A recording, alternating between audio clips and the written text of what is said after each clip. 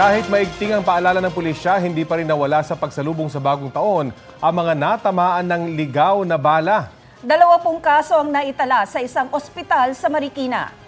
Sa ulat ng Super Radio DZBB, pasado alas 12:30 kaninang madaling araw, dinala sa Amang Rodriguez Memorial Medical Center ang mga biktima.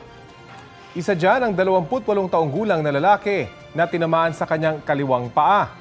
Sa kanang braso naman tinamaan ang 28 taong gulang na babae na taga Antipolo. Inaalam pa kung saan galing ang mga bala na tumama sa kanila. Kapuso, alamin ang maiinit na balita. Bisitahin at mag-subscribe sa GMA Integrated News sa YouTube.